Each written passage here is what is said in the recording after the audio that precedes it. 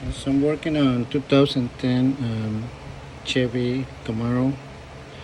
We're removing the harmonic balancer pulley. So I'm gonna show you in a few seconds.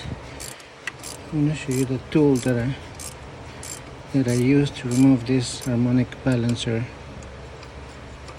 So we're using a 17 and this volt.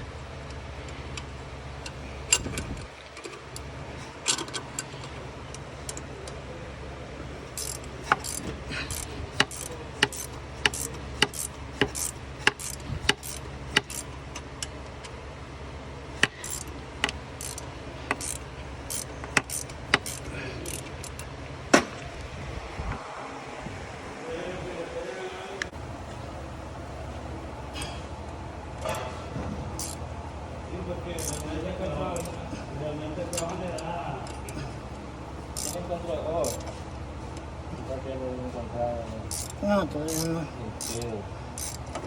Ahorita. ¿Ya lo están armando? No. ¿Ese está bien apretado? ¿Al de armarlo apenas? Sí.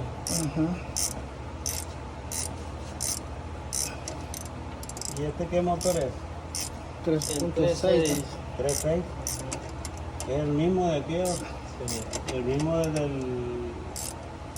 Sí, el mismo ¿Del Impala? del Impala, Del Cadillac. del Cadillac, de la... ¿Y por qué no agarraron el yonke y ponerle uno de yonke? Sí, no es el mismo del Impala.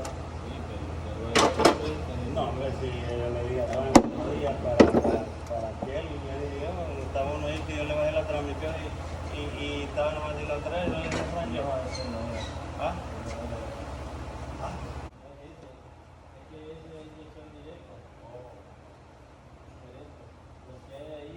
No, hombre, es igual a eso.